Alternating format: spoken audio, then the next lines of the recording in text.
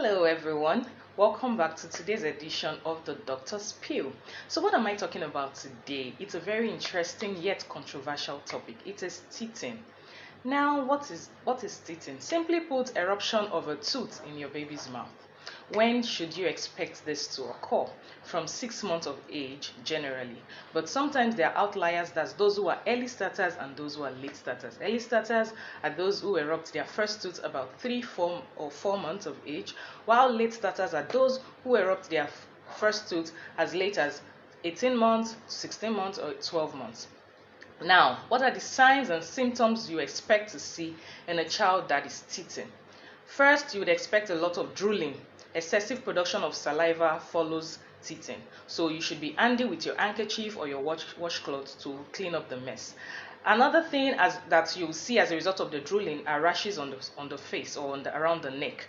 This is because of contact of the saliva with the skin. It's nothing to be worried about. You would also notice a mildly elevated body temperature. It's also nothing to worry about. Expose your child, damp with a wet cloth, and your child will be fine. Something else you notice is that your child wants to spend more time with you. They are irritable, they are cranky, they want to nurse more, and unfortunately, this is the time when your child starts practicing their biting and chewing skills. So mummies, at this point, this is when your child starts biting your nipple. Please and please don't beat them.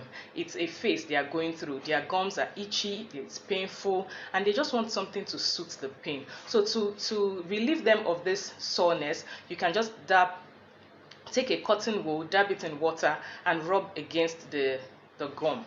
Another thing you would notice in children who are teething is that they are not as active as they should be. This is just as a result of what I just explained earlier. So don't expect too much from them at this point. Don't think they are sick or something very bad is happening to them. No, it's because of this physiological process that is going on. Now, there are a lot of other signs and symptoms that has been attributed to teething that has nothing to do with it. And one of such is diarrhea, passage of loose stool. Please and please, grandmas and grandpas and aunties and uncles, please, diarrhea is not as a result of teething. Teething doesn't cause diarrhea. Some people even tell me it's teething diarrhea. There is nothing like that. Now, I would explain how this comes about.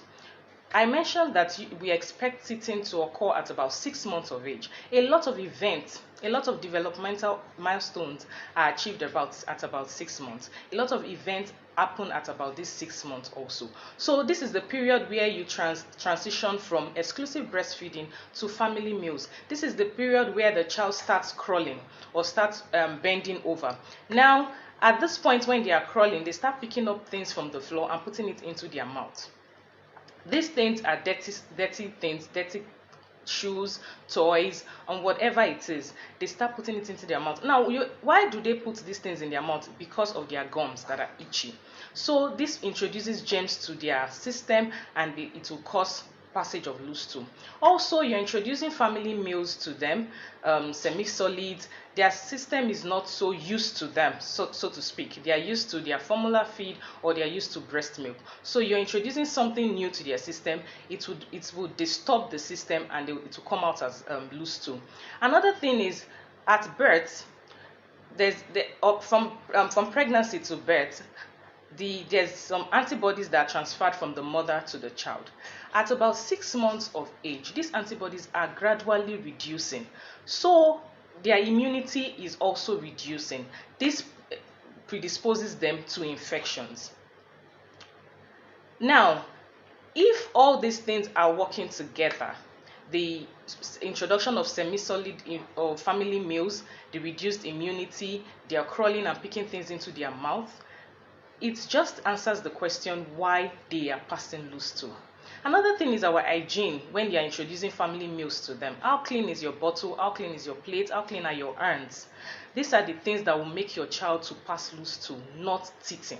So it is not teething that causes that.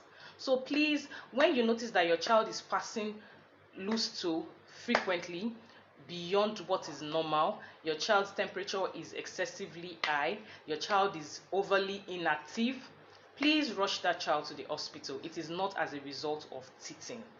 I hope you got something from this video, and if you did, please like, share with your family and friends, and keep following me for more health tips. Thank you very much. Bye.